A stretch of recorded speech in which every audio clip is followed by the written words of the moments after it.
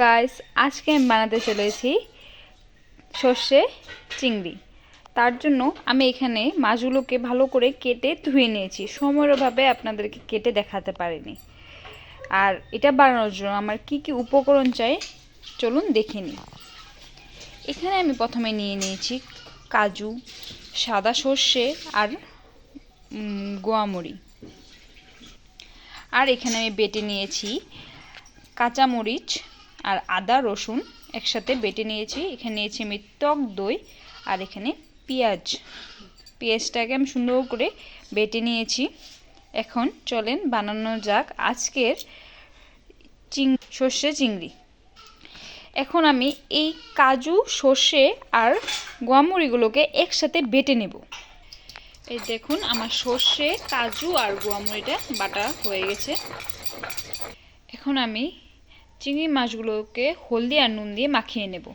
এখানে আমি হলদিটা দিয়ে দিয়েছি পরিমাণ মতন, আর এখানে আমি নুনটাও পরিমাণ মতন দিয়ে দিয়েছি। এখন এগুলোকে ভালো করে মাখিয়ে নেব। আমার মাখানোটা হয়ে গেছে। এখন আমি কড়াইতে তেল দিয়ে দেব। এই তেলে আমি ভালো করে মাছগুলোকে ভেজে নেব। এখানে আমার তেলটা গরম হয়ে গেছে। এখন আমি মাছগুলোকে ভালো করে এখানে ভেজে নেব। এখন আমি একটা একটা করে মাছগুলোকে দিয়ে দেব তেলে।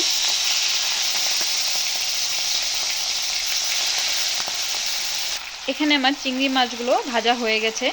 এখন আমি এগুলোকে এই গামলাতে নামিয়ে নেব। আমি এখানে 3টা নামিয়ে নিয়েছি। এখন আমি আরও বাকি যা আছে সব একসাথে নামিয়ে নেব।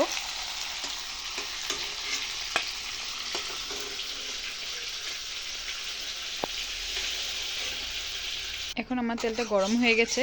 ওই যেই তেলে আমি মাছগুলোকে ভেজেছি ওই তেলে এখন আমি মাছটা বানাবো। এখানে আমি গোটা মশলা দিয়েছি, এলাচি 5-6টা, দারচিনি আর দিয়েছি আমি লবঙ্গ। এখন এগুলোকে আমি ভালো করে ভেজে নেব। এখন আমি পেঁয়াজ বাটাটা দিয়ে দিলাম। পেঁয়াজ বাটাটা ভালো করে আমাদের ভাজতে হবে, কারণ এটা থেকে তেল ছাড়বে। দেখতে পাচ্ছেন এখানে আমার পেঁয়াজ ভাজা হয়ে গেছে। এখন আমি এখানে দিয়ে দেবো আদা রসুনের পেস্টটা। আদা রসুনটা ভালো করে আমাদের ভাজা হয়ে গেছে। এখন আমি এখানে দিয়ে দেব কাঁচামরিচ বাটাটা। এখানে আমি সব একসাথে এসবকে ভেজে নেব। মশলাতে আমি এখানে শুধু দেব হলুদ গুঁড়ো আর হলো পরিমাণ মতো নুন। আমি দিয়ে দিয়েছি কাশ্মীরি মরিচের গুঁড়ো পরিমাণ মতো। এখন আমি এটাতে দেব টক দই। এই দইটা আমি যে ঘরে বানিয়েছি, এটা আমার ঘরে বানানো দই। দইটাকে আমরা ভালো করে মশলার সাথে মিলিয়ে নেব। এখানে মশলাগুলো ভাজা হয়ে গেছে। এখন আমি দিয়ে দেব ওই কাজু, সর্ষে আর গোয়ামরি পেস্টটা বাটাটা যেটা আমি বেটেছি, এটা এখন আমি দিয়ে দেব। এখন আমি এই সবকে একসাথে ভালো করে ভেজে নেব যতক্ষণ অবধি এখান থেকে তেলটা না ছাড়ছে। আমি এটাকে ভালো করে ভেজে নেব।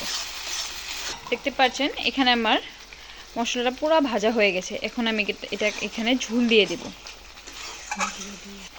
এখন আমি পরিমাণ মতো জলটা দিয়ে দিয়েছি ওই বাটিটাতে, যে বাটিটাতে আমি একসাথে বেটে রাখা মিশ্রণগুলো রেখেছিলাম।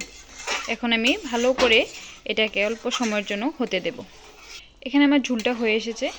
এখন আমি মাছগুলোকে দিয়ে দেব। মাছগুলোকে দিয়ে অল্প সময়ের জন্য আমি রেখে দেব। এখানে আমার চিংড়ি মাছগুলো হয়ে গেছে। এখন আমি এগুলোকে নামিয়ে নেব এই গামলাটাতে।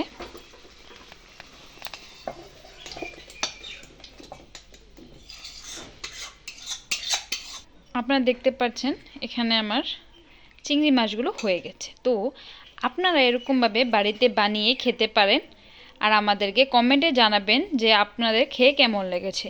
আর আমাদের চ্যানেলটিকে সাবস্ক্রাইব করে দিবেন, লাইক করে দিবেন। Thank you.